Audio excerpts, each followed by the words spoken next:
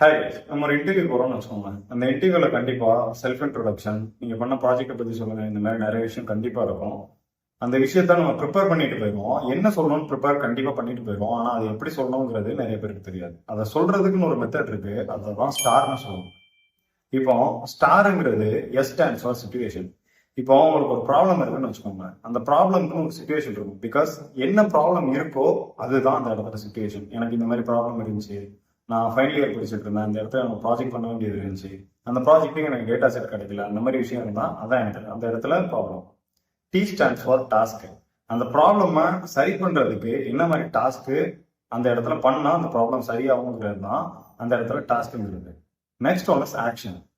உங்களுக்கு இருக்கிற ப்ராப்ளமை சரி பண்றதுக்கு நீங்க என்ன மாதிரி ஆக்ஷன்ஸ் எடுத்தீங்க, பிகாஸ் அந்த இடத்துல உங்களோட ரோல் என்ன ரோல் பண்ணி நீங்க அந்த ப்ராப்ளமை சரி பண்ணீங்கிறத அந்த இடத்துல சொல்லுவோம்.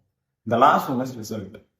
உங்களுக்கு இருந்த ப்ராப்ளம்ல நீங்க என்ன டாஸ்க் பண்ணி நீங்க என்ன ஆக்ஷன் எடுத்து அந்த ப்ராப்ளம் சரியாச்சு, அதனால வந்த ரிசல்ட் என்ன, அந்த மாதிரி. இப்போ வந்துட்டு என்ன நிறைய ஸ்டாஃப்ஸ் அண்ட் ப்ரொஃபசர்ஸ் அப்ரிஷியேட் பண்ணாங்க, என்னோட ப்ராஜெக்ட் வந்து நல்ல பேர் வாங்குச்சு, நான் ஒரு சர்டிஃபிகேட் ஹோல்ட் பண்ணேன் அப்படிங்கிற மாதிரி உங்களுக்கு ஒரு நல்ல ரிசல்ட்டை அந்த இடத்துல எடுத்து சொல்லணும். இந்த ஃபார்மேட்ல உங்களோட ப்ராப்ளம்ஸே ரிசல்ட்ஸ் சொன்னீங்கன்னா டெஃபினெட்லி உங்களுக்கு முன்னாடி இருக்க ஹெச்ஆராக இருந்தாலும் யாராக இருந்தாலும் சொல்லும்போது அவங்களுக்கு ஈஸியாக அண்டர்ஸ்டாண்ட் ஆகும் அண்ட் அவங்களுக்கு புரியும். இந்த ஸ்டார் மெத்தடை கண்டிப்பாக ஃபாலோ பண்ணுவாங்க.